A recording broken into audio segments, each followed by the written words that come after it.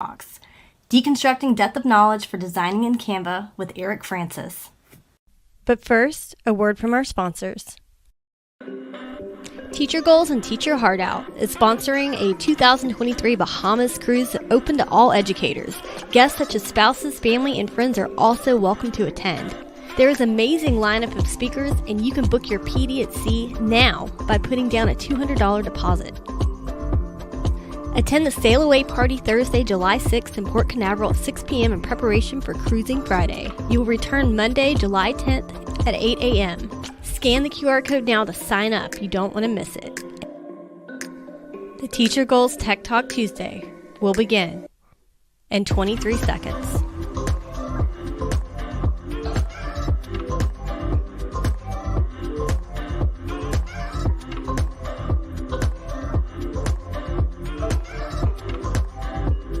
Would you like to find out more information on sponsoring our live stream? Email sponsorships at teachergoals.com. Without further ado, let's start the show. Hi, welcome to Teacher Goals Tech Talks. I'm Amanda Fox here with co-host Heather Brown, and we're excited you decided to hitchhike your way with us today, not only through tech tools, but the pedagogy and strategies behind them. Today, we will be covering deconstructing depth of knowledge to inform lesson design, specifically in Canva. We have more than a few templates to share with you in the chat, including another Hocus Pocus template and a research-based Encanto design in honor of Hispanic Heritage Month. If you notice, Heather and I are both in a punch-out ring. We have a fun theme for you today. It's DK or DOK, TKO your designs every time. We also have some amazing giveaways. Heather, would you like to talk about what we have for our viewers today? Yes. By filling out the link at the bottom of the screen, you can get some swag, as you can see on the screen. Amanda is modeling the amazing shirt you can get. You can also get 2 books, The Canva Classroom and Depth of Knowledge. So you fill out the link at the bottom of the screen and enter today's secret word, which will be revealed throughout the show. You have until Sunday to fill it out and be considered for the swag, and winner will be announced next week. But today we have Erik Francis, author of Deconstructing Depth of Knowledge, and now that's a good question. Let's bring him up. Well, first, we got to give him a proper intro. Oh, okay.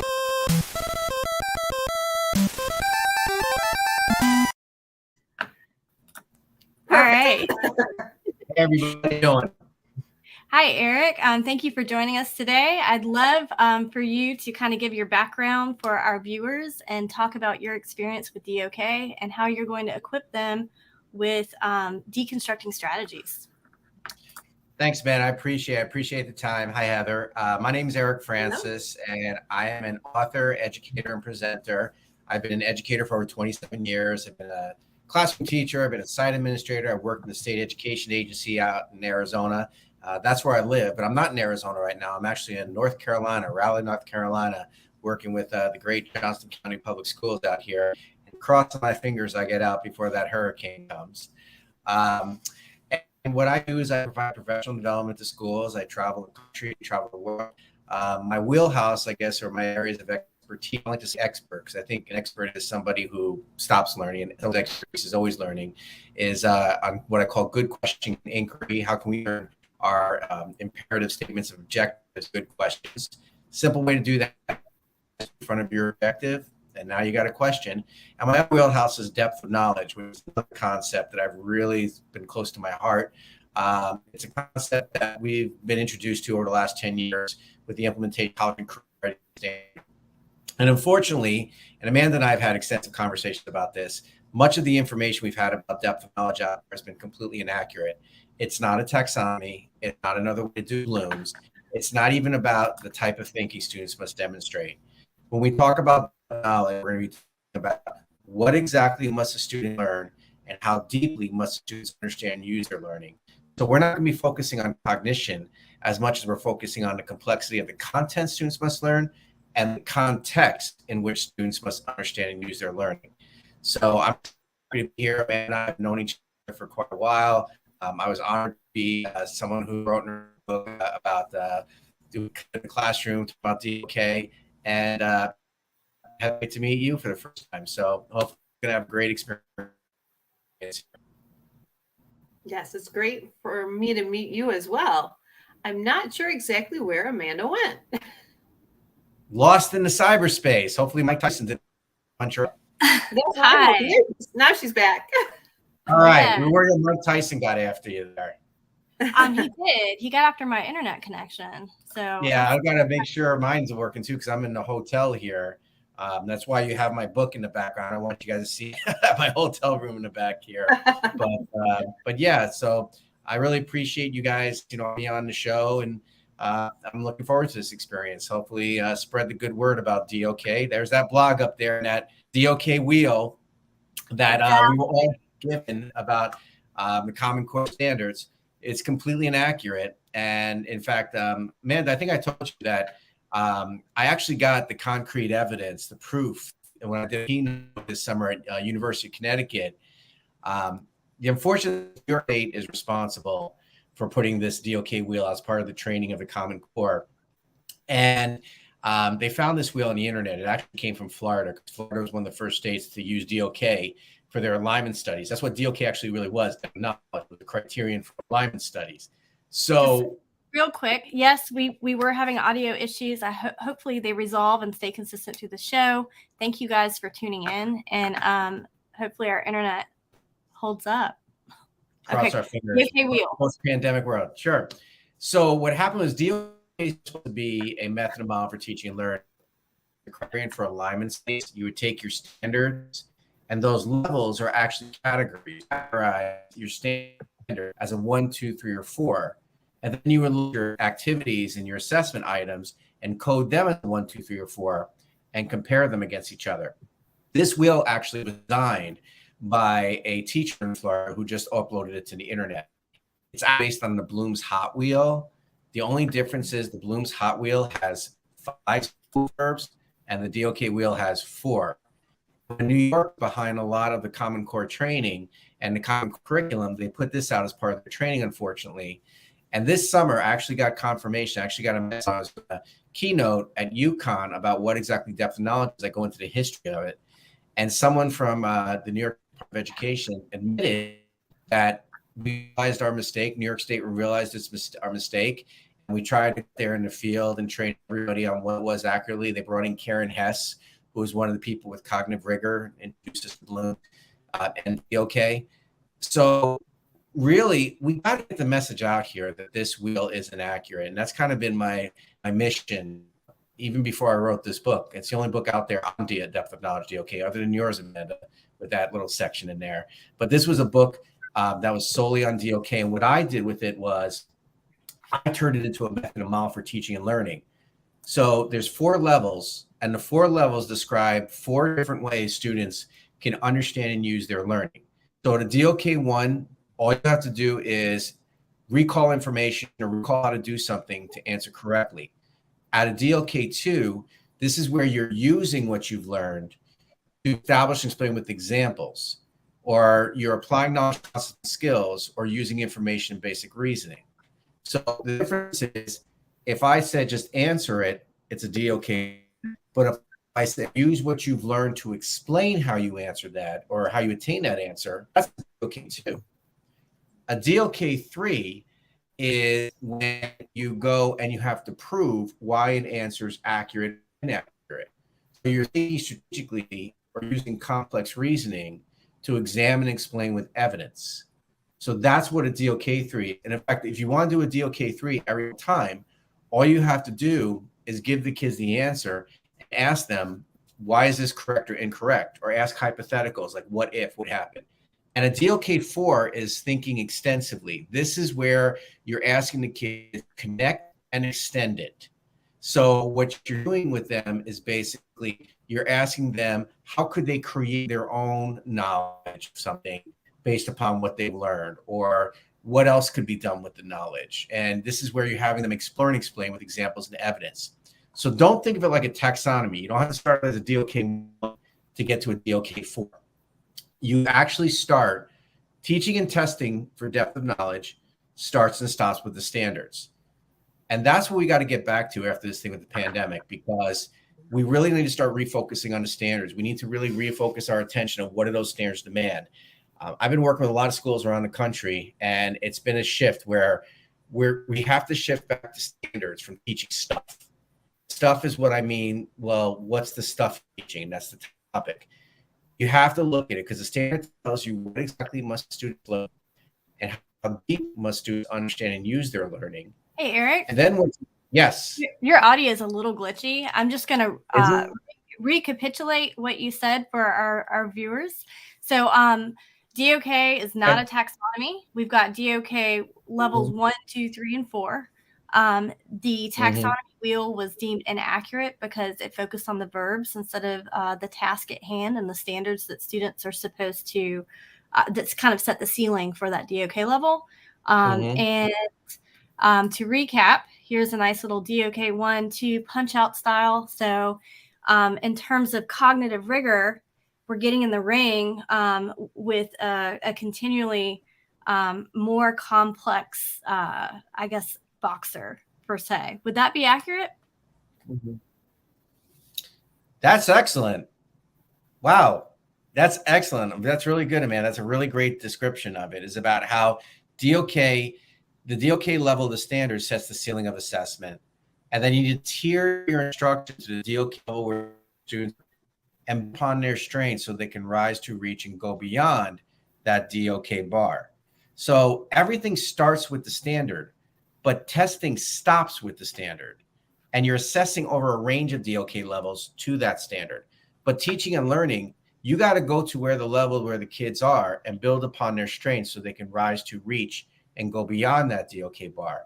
So again, it's kind of like a game in the sense that you need to basically, the end goal is to fight Mike Tyson and punch out. But that's the thing, is that you go through these levels, but in a video game, you have to start at a level and then you go to the deepest level, but you can basically say, okay, this is where you need to go. Where are you? What can you do? So I know now, and that's where I can start. Or maybe I can go into the second level for the boxer that I forgot who the boxer was you identified. Sorry, Amanda. Gotta get my t-shirt. If I can look down and see my t-shirt. I know. You know what? We also have stickers that are being added on the swag bag as well, and the stickers have the DOK levels. So you have a quick reference for when you are creating your DOK, like student socially emotionally responsive designs in Canva. And we have, I'm going to share with you right now in the chat a template for Jeopardy. And this Jeopardy template is a DOK level 1, because Erik, remind us what DOK level 1 is about. So DOK 1 is just answer correctly. And it's kind of great that Amanda did this, because this is based upon something I came up with called Let's Make a DOK. And I compare it to television shows. So the DOK 1, it's basically like your kids are on Jeopardy. Now, Jeopardy's hard. It's demanding. The demand is you just have to recall information to answer correctly. That's what DOK 1 is. So when you watch game shows like Jeopardy, or you watch game shows like Who Wants to Be a Millionaire, where they have to just recall information to answer correctly, that's a DOK 1. And what's really funny is that teaching is like on a game show. Teaching a DOK 1 is like being on a game show. And if you think about it, and I show this in my presentations, the only difference between a classroom and a game show is that the game show has all these studio lights and the kids get to buzz in their answers on the contestants on the show. So, you're standing in front of a podium, you're asking questions, the kids are correct or incorrect. So when you play Jeopardy with your kids, that's a DOK 1. So if you're feeling like you're a game show host and all you're doing is asking questions or giving information, the kids just have to answer correctly or incorrectly, that's a DOK 1. And that's okay. I don't want anyone to think that one DOK level is better or more ideal than the other. Each DOK level describes the depth and extent students must understand and use their learning according to the standard. Good teaching with DOK is tiered model, where tier to where they are and build on their strengths so they can rise to and go on that DOK bar standard. So they're the boxers right now. Your audio is we're losing your audio again. Yeah, so DOK Oh, you are? again, okay, that's better. DOK 1 through DOK 4, one is not better than the other. It just depends on where the standard has us take the student with that learning. So if they're just supposed to recall and define literary devices, they're not applying it, they're not writing it, they're not creating new ones, they're just identifying them. They're, it's recall. What is a problems? They're telling you what the science is. They're telling you what happened in history, who was in history. That's a DOK 1. If I can answer it as a Jeopardy question, it's a DOK 1. What is an onomatopoeia? Yeah. So yeah.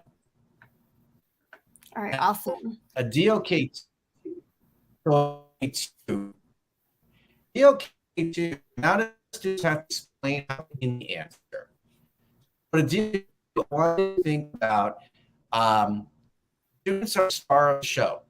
The students become the teacher. This is where I like to say, from a Star Wars reference, Padawans become Jedi Masters. Okay? Because go from using the Force with a DOK 1 to showing and sharing how and why the Force can be used. That's a DOK 2. So I like to make the analogy of, is Luke Skywalker going from the Padawan Yoda to the Jedi Master trained Rey? From a TV standpoint, this is where your student becomes the joy of painting with Bob Ross. If you turn the sound off Bob Ross, it's a DOK 1. But when you listen to Bob Ross paint and he tells you how he painted and how he mixed the colors and what tools he used, that's a DOK 2. Or Rachel Ray. If you turn the sound off Rachel Ray, that's a DOK 1. But when you have your own show and you're explaining how you used what you've learned to create that meal in 30 minutes and using the language, like I show a clip where she says she's zesting, which is a terminology in cooking, that's a DOK 2. So the spotlight's on the students. So you have here, when it comes to Great Tiger, DOK 2, you have to, first of all, it's really funny because DOK 1, Glass Joe, look, Glass Joe, if you traditionally remember about Mike Tyson Punch-Out, he was the easiest guy to beat. Huh? He's easy to beat. Yeah. Right. It's like Do it. Okay. Glass Tiger was a little bit harder. So when I used to play Mike Tyson Punch-Out, my friends were like, I can't get past Glass Joe. That's the DOK 2. You got to explain to them how can you get past, Great Tiger. You have to explain to them how they can get past Great Tiger. That's the thing about DOK 2. Can you teach it to someone else? And that's actually something I'm challenging a lot of my schools right now, is that if you do turn-in talks, not think pair share. If you do turn-in talks with the kids, you could be teaching. Like what I would do with the two of you, if you were in my class right now, if I said DOK 2 is where you have to explain how you attain your answer, I would turn now to the two of you, Heather, and I say, okay, Amanda and Heather, what did I just say? Talk amongst yourselves. And hopefully you guys would summarize in your own words. And then I'd say, Heather, what did Amanda tell you? So Amanda would tell you hopefully what I said in her own words. And then I'd have the kids write down what was said and who said it. So we would all write down, Mr. Francis said DOK 2 is when you have to explain how you attained your answer. Amanda said it's like fighting Glass Tiger because you have to explain to someone else how you get past Glass Tiger. So what you're doing is you're giving them that reason to remember, and it triggered the transfer. And it's kind of interesting because that's something I've been doing a lot of people lately, as I've been saying, okay, so what'd you have for dinner last Thursday? And they go, I don't know. I don't remember. And I said, well, who'd you have dinner with? And then they'd say, well, I probably had dinner with my family. Well, what'd you have for dinner? Well, we probably had, oh, no, wait. We went out to the, now all of a sudden you remember what you had for dinner that Thursday. Why? Because you had a trigger to transfer. And that's what I tell people do with DOK 2. Awesome. And then DOK 3, once we take it a step further with strategic thinking, we are actually looking to defend, justify, which Heather, you've got a great hocus pocus template with word problems that we're going to bring up shortly that she's going to share with us we're going to have you, Erik, look at it and tell us what DOK level it is. Okay. All right. Heather, if you want to go ahead and prepare that for sharing, or do you want me to just pull it up, or? It doesn't matter to me. All right, you go ahead and share. I'm just going to kind of recap real quick. Okay. Or leave up. I'm going to leave up the good questions, depth of knowledge, Canva plus good questions for each DOK level until you're ready to share.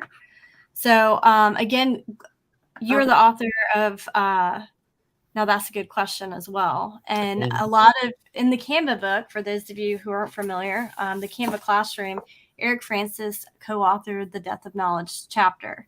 I wanted to make sure that we're designing not just pretty things, but things that are pretty and powerful, and that they're entrenched in good pedagogy and practice. And Erik helped me align the templates in the book to DOK levels to ensure that teachers understand that all of the templates have the standards in them. You start with the standard and then create the activity, kind of like that backwards design. So Heather's ready to share. All right, we're going to go into Hocus Pocus. Yes, this is Hocus Pocus. I'm sorry. You might want to enlarge the size. I had to become Clark Kent for a second. Put my glasses on. Yeah, if you enlarge the size. Mode. Can I do it in present? Maybe. No, let me. Okay, I'll get bigger. Okay, so Hocus Pocus edition focus. The Sanderson sisters are trying to make a potion to turn children into chickens. Find their mistakes and show the correct way to make the potion. Don't let them get away with this. So I'm a math interventionist, and I've always loved teaching math, but what I find is a lot of students will try to solve the problems, but when they make mistakes, they struggle to find their mistakes or anyone else's mistakes. So that's one of the reasons that I like when we ask them to find their mistakes. So in this example, and I have a cute little mouse that moves. We have oozing, and Amanda drew these amazing witches. Into a boiling cauldron, add 38 handfuls of orange pumpkin guts, then add 23 handfuls of yellow pumpkin guts. And so you can see that Sarah then says, that means I need, and she added it, but it was done incorrectly. So then students need to correct Sarah's mistake, explain what she had done wrong, and then solve it correctly. And in this case, she just didn't add the one that she carried over to the next column. All right. Heather, that's awesome. That's awesome. Thank you. That is totally a DOK3. And that also looks like the kind of problems the kids are seeing on their standardized assessments. And that's actually the trouble they're having with a lot of it, is like, explain your reasoning, justify your responses. Why is someone else, why were they correct or incorrect? It's really interesting because I was just working with a school today, and this is the simplest thing I say about DOK3. Give the kids the answer. And when you tell that to teachers, they get really stressed out. What do you mean I'm supposed to give the kids the answer? Look, tests care about answers. Teaching cares about how did you get to that answer? Why is that answer correct, incorrect? Right. And what if you change the situation? Okay. One of the things I actually advise teachers is this, is that when you have your benchmarks, and we're getting into benchmark season now, and you look at your data and say, okay, what were the items the kids missed? Okay. How aligned was that item to the standard? Did it address the standard fully? Then it's fully aligned. If it did address part of the standard, then it's acceptably aligned. They only address, the kids just have to demonstrate their learning, but not the level demanded of the standard. It's insufficiently aligned. Look at that item, and then look at how many kids answered the same incorrect answer. So if the answer was C, why is it that 80% of the kids picked B? And give that to the kids, or give them what the answer was on the item. Okay, guys, the answer here was B. Why would someone else pick A, C, or D? That's a DOK3. Heather, I think this is a great thing to do it, is that basically you're teaching them not only to think strategically in math, but you're also teaching them how to use complex reasoning in literacy, because they have to be able to read the problem. They have to be able to read the word problem and pulling out the numbers and like correcting themselves. So in a DOK3, whenever you give a story situation like this, it's not solving the word problem. That's different. That was usually around a DOK 1 or 2. It's how was the problem solved and why is it accurate or inaccurate? That's a DOK 3. Or if you said, okay, well, you have this, you solved the problem. Now, what if she added this to it? What would the total be and why? Now you're at a DOK 3. Mm-hmm. And that's one of the reasons why, especially with mathematics, I like to look at the misconceptions, so that way the students are prepared for them and can pick them out as well. Right. They can see all those mistakes before they happen. And that's the thing is that, and also I think the thing what people need to realize is this: there's not one way to do math. There's more than one way. And I think also if you want to turn it into a DOK 2 or 3, show the kids all the different ways to do math. Yes. And I know I get some math teachers. They're like, well, then that'll confuse them all. No, because if you ask them which way works for them and why, now you're giving student voice and student choice. And they have to justify why they want to do it that way. That's a DOK 3. And they have to refute why they don't want to do it that way. Now, another thing I tell teachers is this: what if it's a way you can't teach? Well, that's where we use our technology. We use our video. I used to not be able to do what's called the stick method that came out of Asia for multiplication, where you. Oh, I know what you're talking about. Sure. Yeah, I couldn't teach that. And in the past, I wouldn't have taught that. Why? Because we teach what we were taught, and we teach what we understand. But what if there was that kid in my class that was their way? Okay. So what I did was I would show them a video and I'd say, who saw that? And some kids, and even adults, I do this. They go, oh, I don't see that. And then some of us go, I totally see that. Well, how'd you get it? And they explain to me. That's what we want the kids to do. Don't tell me that 2 + 2 = 4, because that's not going to be on the assessment. What's going to be on the assessment is how can the addition be used to find the sum of two numbers, such as 2 + 2. And that the thing is this: Erik added 2 + 2 and he got 5. But Erik used addition and rounding. Is he correct or incorrect? Why? See, giving the answer like that. And that's the thing. And I think, and that's the thing I think, and I just have had a lot of talk with teachers about this.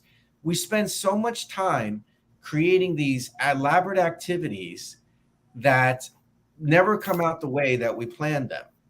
But if we basically spent the time figuring out every which way the kids can learn it, and then focus on here's the different ways to learn it, the different ways to understand it. And then we go into, okay, now comes the lessons. Now comes the worksheets or whatever it is, which I'm not a fan of. But if you could just have it where the kids learn so deeply, they can solve any problem. And that's the thing I'm actually having a lot of talks with teachers about lately, is that are the kids achieving the standard, or are they completing the curriculum? Exactly. Yeah. Great. I especially see it in math because, everyone wants fluency so quickly, and yet they don't understand the actual concept of multiplication. Right. So, oh my gosh. All the time. And do you get this all the time? What's multiplication? Grouping. Well, what does that mean? I don't know. My third grade teacher said grouping. It's like, what does that mean by grouping? Or what's multiplication? Repeated addition. Well, what does that mean? I don't know. My third grade teacher said it. You got to have the kids be able to talk it out. What's a fraction? A fraction's part of a whole. Okay, what does that mean? It's actually a division problem. And if the kids knew that, it would be so much easier for them. If they can explain to you the denominator is what the dividend is, the divisor is, the numerator is the dividend, and it gets you your quotient. And if your denominator is bigger than your numerator, you're going to get a decimal. All right, so we've got one more example. So I'm just going to go into we're warming up, running. Bring the sound effects in. Doc Lewis is working, Little Mac. I hope you guys, your brains are working. So I created an Encanto template for Hispanic Heritage Month. And I took a stab at DOK levels in my template here. So there's a couple of activities. So I have a Hispanic countries quiz. So it's just a quiz where they have to label and match. DOK 1. Mm-hmm. Right. Right? Okay. Right. Graphic organizer on videos. They're putting down information. They're having to sort things. More of a DOK 2. Yeah. I mean, the DOK too, when I'm looking at even your essential questions with it about what, what important contributions have Hispanic Americans made to society, that's like a DOK too, because you're looking for examples and you're looking for them to use information, basic reasoning, or apply their knowledge and concepts and skills. So you're asking for examples. Yes. And then how can you design a visual door to represent the histories and contributions an individual made to society? Mm-hmm. And then how can I, oops, I got a typo here. How can I research, plan, and craft a biographical essay? Right. I would even say how could you, because that makes it more conversational than reflective. I mean, the young ones, I know you say, how can I, to get them thinking. With the older ones, I always say, how could you? Because the thing is this, even could, because could gets that real strategic thinking. Like can, I often say, is procedural and conceptual. So how can you do this? Well, I can follow the recipe, or if I use this procedure, but how could you means, okay, I really got to think about that. So, that's just semantics, but that's awesome. And I think the thing about with the Encanto thing here is that when you see things like Encanto, that's like a DOK 4, because you're telling that story in its own unique way. You're basically doing it in a very, very abstract, creative way. So Encanto would be something like that. Or when you create that door. But what you also want to do with the kids is that you want to have the kids explain and justify and connect what it is that they're learning. So a lot of times, compare notable his people of Hispanic heritage from different countries and their contributions there and how they contributed to society at large. Like that's a DOK 4. That's definitely actually a DOK 4, because what you're doing is you're asking how that person impact history in the present. Yep, and synthesizing information. And it's not even the verb, but look how extensive you made it. Like if I said about this person, what impact did they have? That'd be like a DOK 2 or DOK 3. But if I basically extended it to say what impact do they have on history, the present, and other aspects of society and culture, that's a DOK 4. What people need to realize, and this is the interesting thing I'm actually talking about with assessment now. What if I said that the kids are not being assessed on the verb, and they're not only being assessed on the noun that names the content, but they're actually being assessed on everything that follows the verb of an objective? That's deeper learning. Because if you remember our old traditional learning with our standards, we would say, okay, I can explain the impact of a person in Hispanic culture. That's very basic and simple.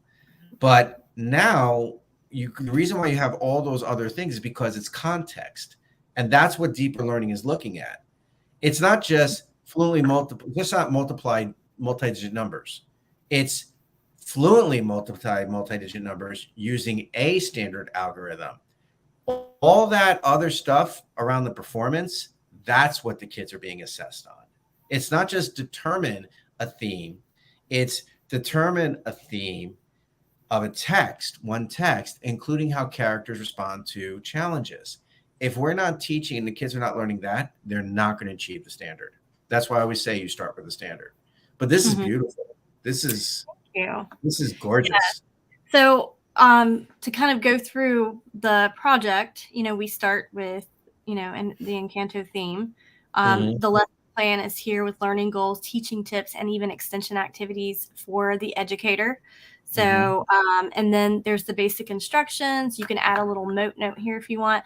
But I have 2 videos. One talks about the origin of Hispanic Heritage Month. And then the second one is the who. Like, who are, people of Savannah or Hispanic heritage? What have they contributed to society? And then the Encanto Knock Knock, who are you? So each of these doors, they can actually click on them, and it's going to take, which I'm just going to share. It's actually going to take the students to a Wakelet collection. Are you guys seeing this all right? Yes. Yeah. Okay. So when you click on Free to Follow here, you are immediately taken to a Wakelet collection that we've curated. And there's information, there's biography, paintings, marriage to Diego Rivera, quotes, facts, videos. And then as you continue through the actual lesson here, you have the women, the historical figures that are women. The next slide, you have the men. And I tried to do a mix of male, female, different backgrounds. We've got athletes, we've got social activists, playwright, an artist, Sonia Sotomayor, a politician. So just amazing people who've contributed to society. And then finally, they get, so here's Lin-Manuel Miranda's. Finally, they get to go in and design their own door. So they fill out this, and there's print versions as well. This is a digital version, so they can actually pick a person of Hispanic heritage, create their own Wakelet, and curate their own resources. They put the link, the QR code to the Wakelet here. They add their birthplace, the occupation, 3 facts, a famous quote. And then I think the door part, where they have to create a door that symbolizes that person's contributions to society, is where a big part of the challenge is. So. Yeah. Man, this looks awesome. The one thing I would warn about teachers is don't make your lessons a DOK4 when you design it, okay? And you have your kids learn it at a DOK1. So that's another important thing that I've learned from you, is that DOK, if you design a DOK4, it doesn't mean that that's where students are putting out. It doesn't mean that they're, completing that at a DOK4 level. Right. The DOK is actually determined by the work that the students turn in. And then depending on where that standard is, like, okay, so maybe I can't think of which standard this ties to, but let's say it's just list or be familiar with Latin American countries. That's a DOK1. So now if they have to also understand culture, heritage, and the impact on society, that ups it a notch. But if they can only list the people and not what they did, then we know we've got to find where the student's at, and then put in, like, we call them cheat codes in video games, but in terms of helping students, they're success codes. And those are our interventions that we put into place to get students where they need to be. Success codes. I think we should do that offline too. Let's give them success codes, not cheat codes, but success codes. That's awesome. That. And the thing is also, like I said, Amanda, and I'm glad you brought that up, because here's the thing, like when we do our presentations, when we do our workshops, Heather, when you did that thing with Hocus Pocus, that's a DOK4. Most of the stuff we do as teachers is a DOK4. We want the kids to have the learning experience at a DOK level. Like when I do a keynote, my keynote, when I'm presenting as a keynote, that's a DOK4 for me, but it's a DOK1 for my audience. When you have when you're doing a keynote presentation, and there's some people out there who do some fantastic keynotes, but when I'm up there talking the whole time and I'm showing all this and That's a DOK1. Okay. That's a DOK1. When I do a keynote or a workshop where I get them now, they have to go and use what I've taught them, or I do a turn and talk. Turn and talks, not think, pair, share. Turn and talks is a DOK2. And I do turn and talks in keynote presentations. I mean, I'll sit there the whole time. The DOK4 for me is that I can make these great slides. I can make these funny videos. I can go and find a YouTube clip. I can go and make the connections and extend the connections. But my audience is at a DOK1 if I'm just up there for an hour and I'm just entertaining or educating. It's thing like is creation over consumption. Right. Yeah. And if you're doing all the work and the students aren't, you're probably at a lower DOK level. You need to make sure that you're not the sage on the stage and that students are actively involved in creating and making and constructing knowledge. Right. And that's the thing is that a DOK1, when you're teaching, if you're like, hey, look at me, look at all I know. I'm the sage on the stage. I'm the wizened guy. Listen to me. You know, I got all the answers. No, that's a DOK1. Okay. A DOK2, you're asking like, well, what can you do? Show me what you can do. You become the star. Turn it over to them. Turn and talk. You know, explain what you said. DOK3 is when you can give them a task and you have a goal, you give them the goal. I want you to go and let's talk about even from teacher standpoint, because the kids, it's simple because the kids have to respond one or four ways. They either have to answer it, which is DOK1.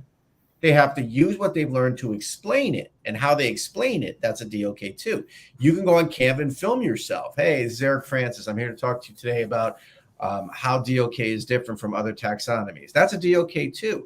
DOK3 is kind of like what you did, Heather, and you have them use the technology to think strategically. Okay, you have them use the technology to basically go and use complex reasoning. You're basically goal setting. I like to say DOK3 is if the kids were on Lego Masters or Top Chef and you said, okay, go build a skyscraper or go design this. You got 30 minutes. What could you do? How could you do it? A DOK4 is kind of man of what you did, where the kids now, they are the expert. They are the person with expertise. You can go to them and have them go and use their knowledge in their own unique way, or they can go and create knowledge. That's the big thing. I like to say a DOK4 is if kids were on Kitchen Nightmares and they're Gordon Ramsay and they're coming in to solve the problem with the restaurants. Wicked problem. You're not going to solve it. You're going to address it, handle it, or in some cases, he walks away from it. And a DOK4 is also Shark Tank. Okay, I've learned all this stuff. What now can I do with this stuff? How can I take this experience and connect it to something? And I show the clip of a little boy who was on Shark Tank. He wanted to get money for a Lego Death Star. Okay, that was his DOK2. How can I get money to get enough money to make a Lego Death Star? How can I make enough, do something to get a Lego Death Star? DOK1. Well, what are the kind of businesses that kids can do? He came up with a lemonade stand. How can I use a lemonade stand to get the money I need for the Lego Death Star? Okay, DOK3. Wow, how could I make a profit and get more money for that Lego Death Star than I did for beyond that Lego Death Star? And now he learned from that experience in DOK4, what could I do to share my learning with others? And he created his own business, how kids can create their own business. You know, and there's some things I want to really make clear about it is that DOK is not about us educators. DOK is about the kids. What can kids do? I come in, I evaluate teachers on DOK, and they're so worried. Am I a DOK1? Am I a DOK2? It's not about you. I want to see the kids. I'm not even looking at the teachers. I'm looking at the kids. Okay, if I hear the teacher talking the whole time, it's a DOK1, and the kids are just responding. But when I hear the kids start to talk, that's a DOK2. The most noisy classroom you have is a DOK3, and that's okay. And a DOK4 won't even happen in your classroom or even in a class period because it takes an extended amount of time. You're not going to do a DOK4 in a setting. And I just also want to stress, there's only 4 DOK levels. There's no DOK0, okay? You can do extended DOK. That's for special education, and that's also for second language learners. They actually have a 6-level framework for that they retired and I brought back in my book. But there's no DOK0, okay? There's only 1, 2, 3, and 4. That's it. And if something seems like it seems rote or it seems like it's just easy, that's not okay either, because depth of knowledge is not about how hard it is. Like there's sometimes there's a debate people have about, well, what's note taking? Note taking is actually DOK 2, because when you're at a DOK 2, you're summarizing what you're learning in your own words. If I said recall and restate what the text says, or recall and restate what I said verbatim, that's a DOK 1. But when I'm summarizing, I'm taking my notes. If I'm just copying down the notes from a teacher, that's a DOK 1, because I'm recalling and restating what the teacher said. But if I'm summarizing my notes to how I understand it, that's a DOK 2, because I'm summarizing. Yeah. And in this Shark Tank, the Shark Tank's typically it's open-ended, it's student driven. And you can identify a theme that they work in or leave it open. And when I was teaching in Savannah, we actually did a STEM film festival where we had a Shark Tank section of it where students had to design and create new products or things that made the world better. So in maker class, I actually had students that created a carbon sequestration device, which I didn't even know what that was, because I wasn't teaching that. I was like, what is that? And it was essentially like, that is. Yeah. So, and they were sixth graders. It's just amazing if when you give students the opportunities to rise to a challenge and to create something, what they will actually create. For the Shark Tank project here, of course, you want to find people in your neighborhood or in your community and make those community connections, connecting the school to the communities, and experts that are there to support students and give feedback. For example, we had students in 8th grade, they had to look at restoring and improving urban infrastructure. And they had to look at the transportation grade of Georgia. And they had to design a pathway for a magna train. And they had to look at the impacts of it, where it would go, how it would reduce traffic wrecks and delays, and then at the end of it, look at the consumer and the comfort level and the things that would be created around the center where they actually boarded. And then they had to project or hypothesize how that would impact the economy in terms of, being able to get from Savannah to Atlanta is a 4-hour drive. A magna train could do it in an hour. How that would bridge that gap and open up an entire new job market to the community members. But for this particular template that I put together, there is an app design activity that students can do where they have to actually go in and follow the design thinking process. They have to pitch an app that's going to serve a function for an end user to make the world better or to make their life easier. They have to empathize with who that market is, define what problem their app is solving, ideate and storyboard their app process. And you can use Figma for this, not just the template here in Canva. Figma is a great ideation software that's free to schools. And then they go in and they actually prototype the wireframing and the end user flow of how the app is going to work. And then they build the app content and then they test it. They actually go in and they actually create a working prototype and collect feedback from users. So this was my, Erik, you inspired this. You made me go down this rabbit hole. I appreciate that. Well, man, that's awesome. And, there's a lot of things you've influenced me and changed my thinking about as well. And I think that's what you never want to be expert. You want to say you have expertise, because the minute you're an expert, you stop learning. And I'm learning something new every single day. And I learned something from you guys too, when it comes to it. The whole thing, when you explained to me about DOK punch out, if you remember, I was kind of like doing that Dwayne Johnson, where I was like, okay, Amanda, where are you going with this?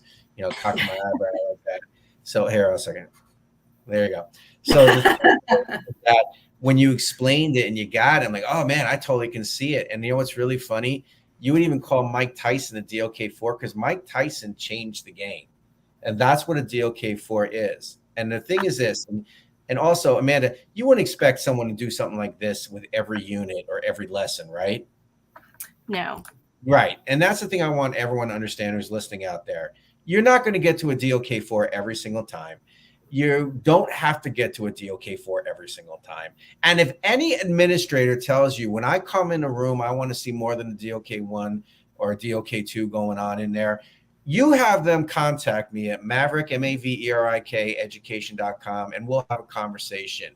Because a DOK4 is not better than a DOK1, okay? They describe 4 different ways students can understand, use their learning. Good teaching goes beyond the standard. The standard determines the DOK level for demonstrating proficiency and performing successfully. Good teaching tiers to the DOK level where they are. That's why I turned DOK into that method of model. It's an RTI. And good teaching takes the kids beyond the standard. Please don't ever make someone feel like, well, you're only at a DOK1 or DOK2. If that's what the standard demands, fine. And if that's where we start with the kids, fine. But you don't stay there. Challenge yourself as a teacher. Get to a DOK3 at least. And if you want to do a DOK3 every single time, give the kids the answer. Tests care about the answers. Teaching cares about how you got to that answer. Don't ask them, what's the central idea, theme of the story? I just did this with a teacher. We said, what are the ideas, essential ideas and themes of Lord of the Flies is civilization, civilized versus savagery. And we looked it up on the internet. So we had that basically from Spark Notes. How does Ralph and Piggy behavior in this chapter show their slow descent from civilization to savagery? Spoiler alert, poor Piggy. I know. Well, hey, book's been out for a few years, so you can basically ruin it. Just a few. So yeah, just a few. But that's the thing is like, because that's what you're also teaching the kids, because when they're on the assessments, look, it's mostly multiple choice. There is some writing, but the kids are never, ever going to have to tell you what is the central idea and theme on the assessment. It's the Vegas question. You got 1 out of 4 to pick the correct one, okay? The one that trips them up the most is which part of the text supports the central idea and theme, or which part of the text supports is the context clues that tells you the meaning, okay? So what's the meaning of the word? The meaning of the word is this, okay? So where in the text does it give you that kind of clue that that's the meaning? And you show it to the kids. I mean, I used to do this with my lower level readers. I used to give them the evidence and tell the kids, don't tell them until tomorrow. And I used to say, why is this support the theme? Or why is this the context clue? Small segments of text to do intervention. But what happened with that is that the kids would always go, this sounds kind of interesting. Can I read the rest of it? And I said, you don't have to. No, Mr. Francis, I want to. Reading was now not a chore. It was a choice. Because they did what they had to do. You achieved my objective. Great. You want to go further? Yeah, I want to go further. Cool.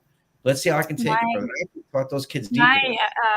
My high school English teacher, Miss Shepard, she gave us an assessment on Frankenstein, but it wasn't multiple choice. It was quotes, and we had to talk about the context of the quote and how it contributed to the overall meaning or plot of the story.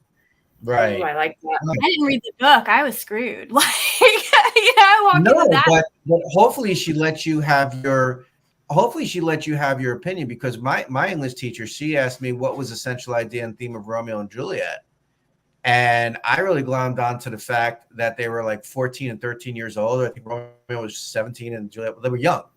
And on the radio at the time was this song by Motley Crue called Too Young to Fall in Love, if you remember that. And I was going through my own Romeo and Juliet stuff at the time, high school drama. Like I was a CW network show.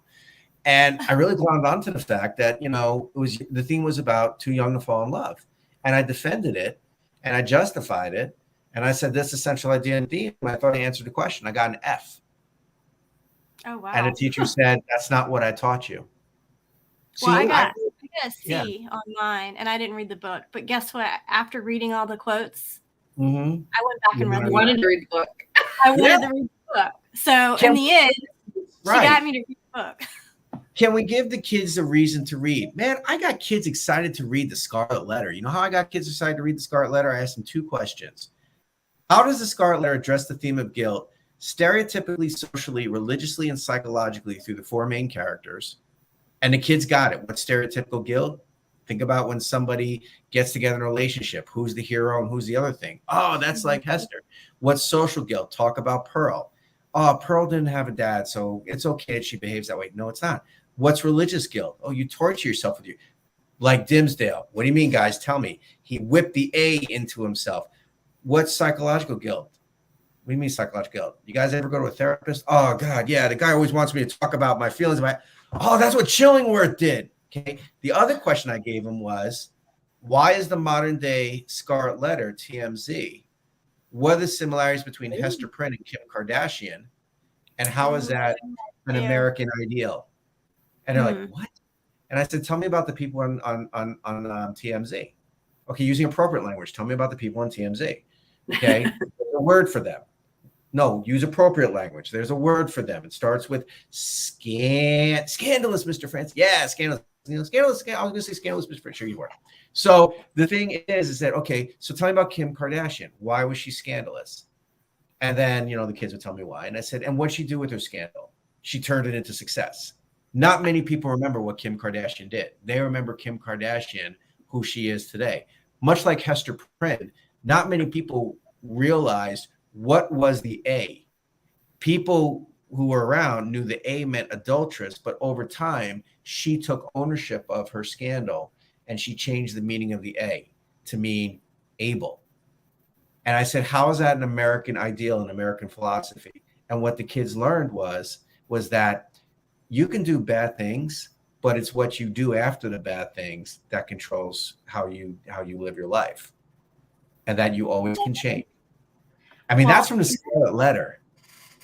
On that very powerful note, we have reached the end of the show. It is 7. We've gone for 56 minutes, and we've given a lot of good DOK information. We appreciate you coming on. I'm excited to give away a copy of your book, a copy of the Canva Classroom, which is a great book for DOK too, and stickers. We've got these amazing DOK stickers. So in order to win a copy, you need to fill out this form, and the link has been shared at the bottom of the screen. It's also been shared in the chats. As of right now, you don't have a lot of competition. We've only got three people who've actually filled out the form. Again, the secret word is punch out. So if you're watching, punch out is the secret word. So fill it out, and on next week's show, we will announce our winners. Again, Erik, thank you for coming on, and I expect to be seeing a lot more of you, and getting also a lot more advice on my design for DOK, because again, I'm not an expert, and everything that I've learned has been from this man right here. So I appreciate you being so willing to share your talents. Well, I appreciate our collaboration. You and I have collaborated on a lot of stuff. We were looking to collaborate even more, and I got to tell you, you've been a pleasure to work. It's a mutual, admiration society here. You're so creative when it comes to all the things on there with Canva. I mean, you challenge my thinking, which is awesome, and that's the thing. Heather, I'll get to know you eventually soon, and I'll start praising you. I'm sure you will. I just wanted to also let you know that I thought that thing with Hocus Pocus, that's awesome. And that's what the kids are going to remember, the trigger to transfer. They're not going to remember. I like to say that there's a reason why Charlie Brown's teacher goes, wah, wah, wah, wah, wah. And it's actually a satire that Charles Schultz was saying. That's what we sound like the kids. But give them that reason to remember, that trigger to transfer. You did that, Heather. So that's awesome. And Amanda, you know how I feel about, you know how I think you're awesome and you're great. And I'm just really pleased that you want to work with me. So thank you. Oh, absolutely. So no, thank you so much. Thank you guys for watching. Don't forget to fill out that form, sign up for the Teacher Heart Out Cruise. And if you don't have the Canva Classroom or Deconstructing Depth of Knowledge, do yourself a favor. Go check them out. Thank you. Bye, everyone. All right. Bye. Bye. Courses by TeacherGoals. Register now for the Canva Classroom.